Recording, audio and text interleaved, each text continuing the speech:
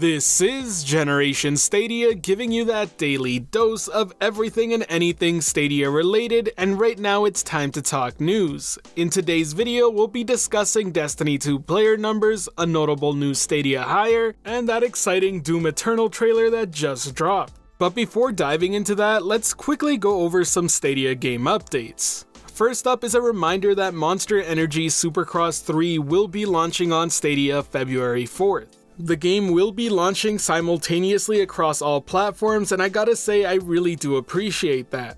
Now, to go over some quick notable features, the game has its own track editor, and it has its own race director mode for setting up online events, and it even features officially licensed names. I've never personally played this series, but I am considering checking it out on Stadia. If you've played it before, let me know your thoughts on it in the comments section below. Anyways, on to the next bit of news, and that's an update with Gird. Later this month, Gird will finally be getting that Season 1 content drop to Season Pass owners, as well as introducing public lobbies to the online experience. Let me tell you right now that public lobbies are gonna make setting up multiplayer matches 100 times easier. This is seriously a good update, and I'm happy it's coming. I've been enjoying Gird quite a bit. In fact, it may now be my most played Stadia game, and I've been enjoying it a ton. I also have to say it's great to hear that the Season 1 content drop is coming, considering it's been out on other platforms for about a month and a half now.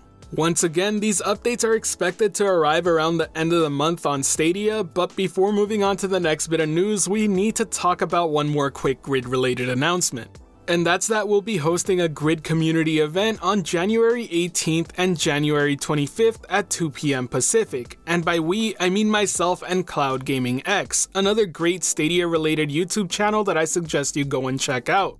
The overall goal here is to bring the Stadia community together to play a game. These events will be live streamed on the channels if you don't have a copy of Gird but are still interested in checking it out. Other than that, all I can say is that you click on the Discord link in the pinned comment of this video if you're interested in participating, and you'll get all the information you need to know there.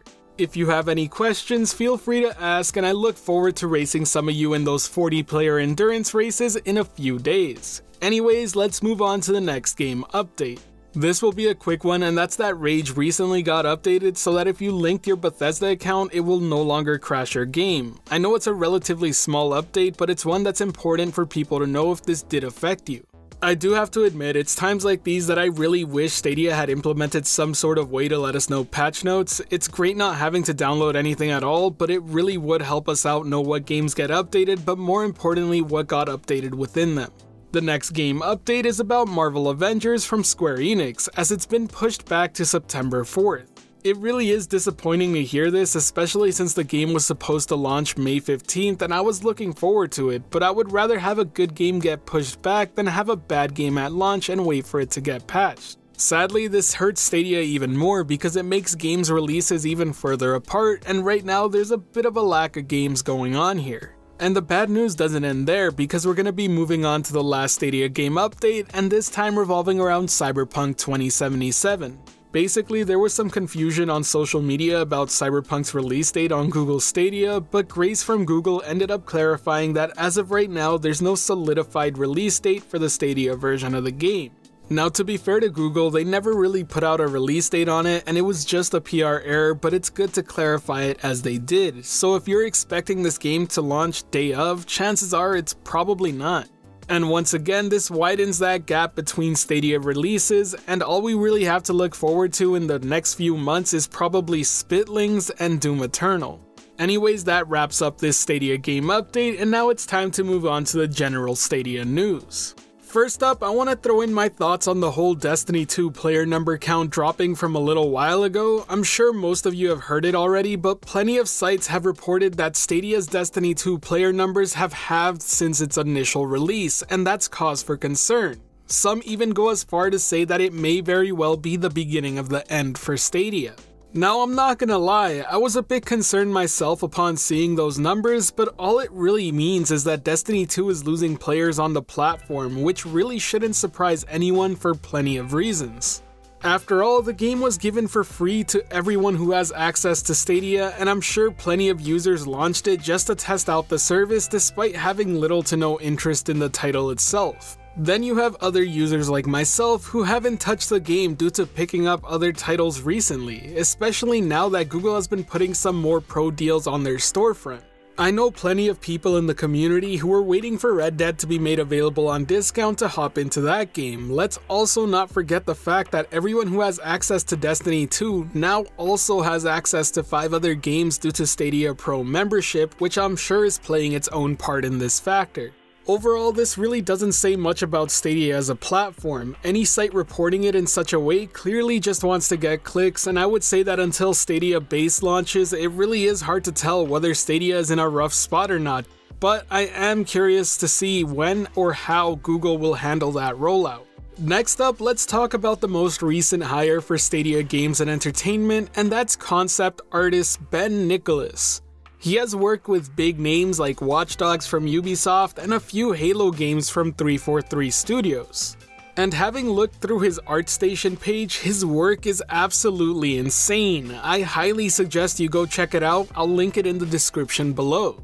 I think it would be safe to assume that he'll be working at the first party studio in Montreal since that's where he's from, and it also seems like there should be a good amount of chemistry forming there, as much of the recent hires all seem to be from a Ubisoft background. I really am super excited to see what this studio can come up with in the future. Now, the last bit of news I wanted to share with you all today probably could have been a part of the game update, but I really wanted to let it shine on its own, and that's the insanely amazing new Doom Eternal trailer. And yes, just in case you're wondering, the Google Stadia logo did show up at the end of this trailer. The trailer does have some dialogue from the campaign, so if you want to go in dark with the story, you may want to skip this one and wait, as we do get the release date marked for March 20th. I also want to note that at the end of the trailer, there are also mentions of a few pre-order bonuses, such as a Doom 64 digital game and the Rip and Tear pack that includes some skins and a few other digital bonuses. While I doubt that Doom 64 will also make its way to Stadia, I am left wondering if Google will allow us to pre-order this game in some way to also get the cool bonuses, or if not, tell us how we can access them. It would be pretty cool of Google if they ended up making this the first game we can pre-order, and instead of Doom 64 for free, they give us Doom 2016, which also hasn't launched on Stadia yet. But that's just me being hopeful. Anyways, if you enjoyed this video or found it helpful at all, be sure to hit that like button, as it really does help the channel out. And if you're wanting more content like this, be sure to subscribe and hit that notification bell as well. Today's end of video message is going to be more of a statement, as I know I've been letting you all down recently in terms of uploading content. Now, I'm gonna be 100% honest here and just straight up tell you that I've been lacking motivation to make these videos simply because there hasn't been much Stadia news to talk about. Now, don't get me wrong, I still love the platform and I use it day to day, but right now I'm excited for Doom Eternal and then a few other games later this year.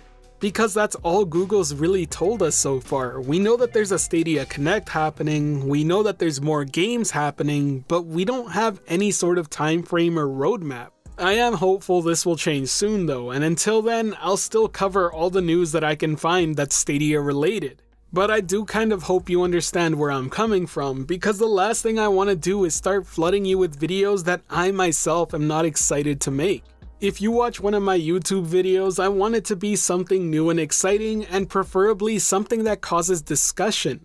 Something that I myself feel passionate or hyped for. And since that's the case, I do also want to bring up that the next video I upload will be a little different than what you're used to, as it won't all revolve around Stadia. It still will be focused on gaming, but rather than just one part of it, it'll cover all aspects of it, and in this case, it'll be why I'm so excited for it this year. Anyways, that pretty much sums up my statement, but I really do hope that you're willing to check out the next video I upload and give me some feedback on what you think. And please don't worry, this isn't me saying that I won't talk about Stadia. Whenever something big or important happens, I will, and I still will talk about its games. Anyways, thank you for your continued support. I seriously appreciate it, and it really does mean a lot to me. As always, thank you for watching. This has been Generation Stadia, giving you that daily dose of everything and anything Stadia related. The Gen S community is over 3,200 strong and growing by the day, and until next time, I'll catch you in the clouds.